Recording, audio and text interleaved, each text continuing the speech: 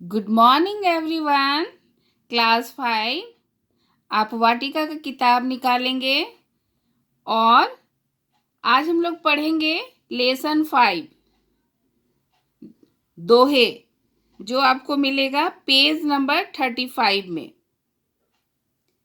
Lesson 5 दोहे, page number 35, जिसमें हम आज पढ़ेंगे कबीर दास जी के दोहे।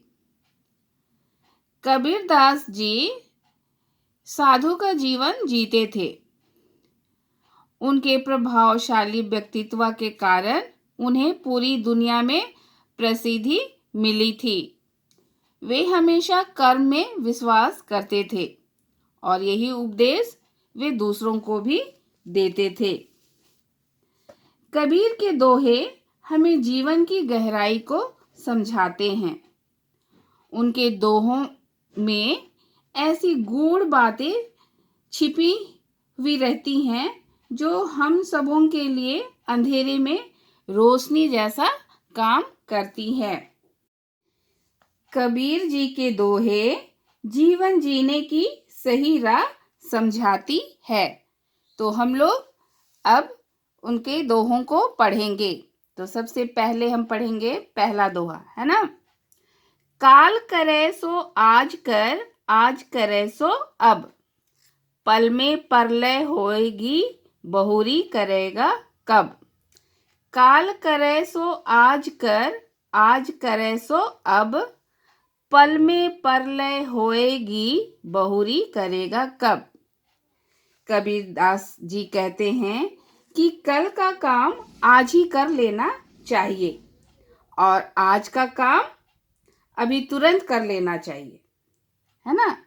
काल करे सो आज कर, यानी कल का काम को आज ही कर लेना है और आज का काम को अभी तुरंत खत्म करना है। पल में प्रलय होएगी, यानी कि कब प्रलय होगा इसे कोई नहीं जानता, है ना।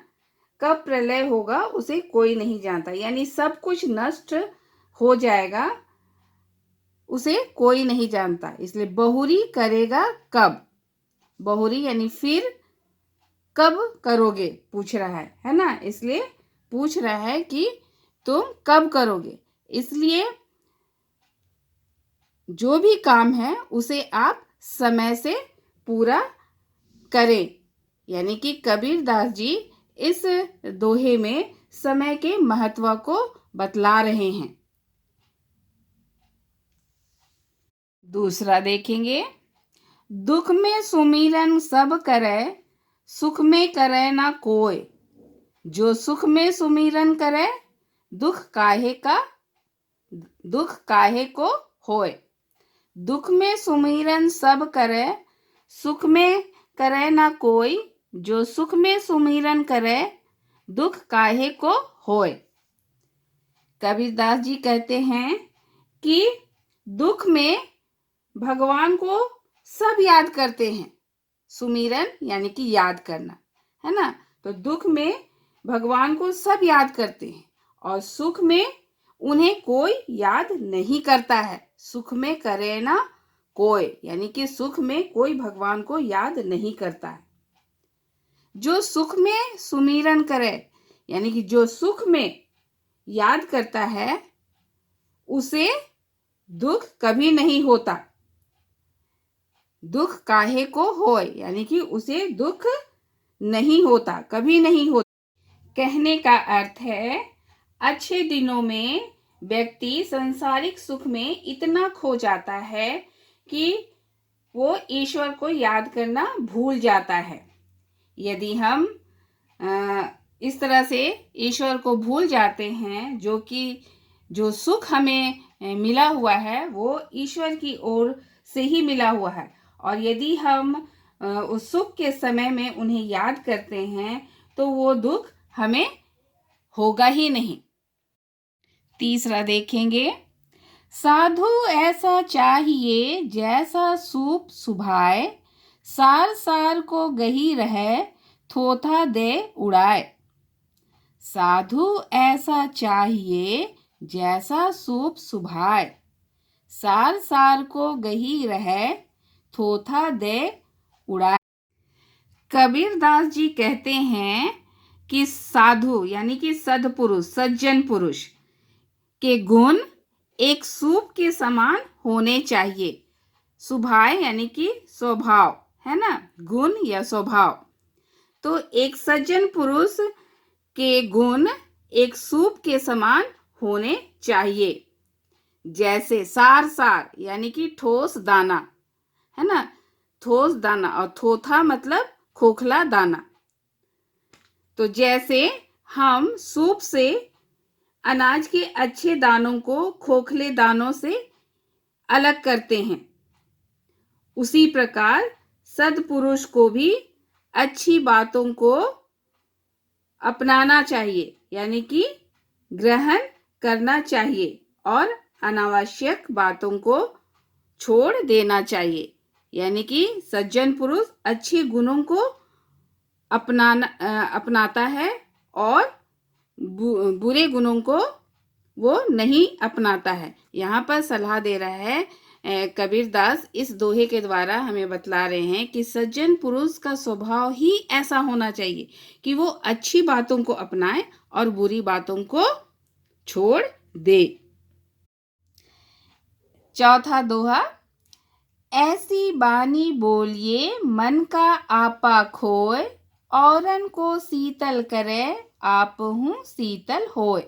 ऐसी बानी बोलिए, बानी यानी कि वचन। मन का आपा खोए, आपा यानी कि अहम या अहंकार। औरन को शीतल करे, औरन यानी दूसरों को, शीतल, ऐसे शीतल का अर्थ है ठंडा, लेकिन दूसरों को अच्छा लगना यहाँ पर बताया गया है, भाना। आप हूँ शीतल होए, यानी कि हमें कबीरदास जी कहते हैं कि हमें ऐसी बानी बोलनी चाहिए, ऐसा वचन बोलना चाहिए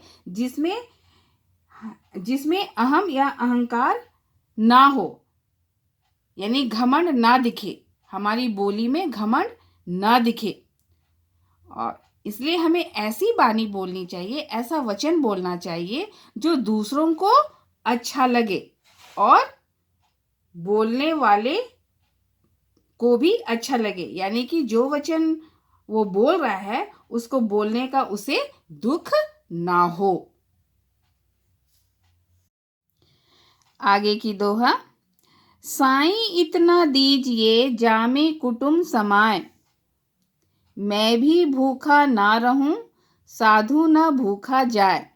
साईं इतना दीजिए, साईं यानी हे ईश्वर, है ना, मुझे इतना दीजिए, जामे कुटुम समाए, यानी कुटुम यानी कि परिवार, समाए यानी समाना या पर्याप्त मात्रा में मिलने को बतलाया गया है यहाँ पर, है ना। तो यहाँ पर कबीरदास जी बोल रहे हैं कि हे भगवान, मुझे इतना ही धन दीजिए जो मेरे परिवार के लिए पर्याप्त हो, यानी कि जरूरी है, जिसे मेरे परिवार का लालन पालन हो सके, मैं भी भूखा ना रहूं, साधु ना भूखा जाए। यदि कोई अतिथि या मेहमान हमारे यहाँ आते हैं तो वह भी भूखा यहाँ से ना जाने पाए।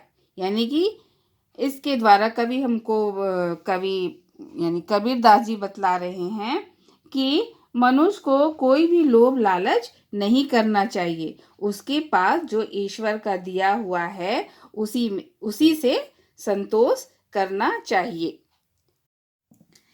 इस तरह से कबीरदास जी ने प्रेरणादायक दोहों के द्वारा हमें अच्छा जीवन जीने को कहा है, तो हमें भी इन गुणों को अपनाना चाहिए। तो आपका होमवर्क है हर एक दोहे का अर्थ लिखना,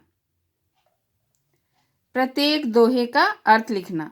पहले आप एक दोहा लिखेंगे, उसके बाद कबीरदास जी क्या कहते हैं, क्या अर्थ बतलाते हैं, क्या उदाहरण देकर बतलाए हैं, उनको जैसा मैंने आपको बतलाया है उसके आधार पर आप अर्थ लिखेंगे, है ना। इसी तरह से पांचों दोहों का अर्थ आप हिंदी कॉपी में लिखेंगे।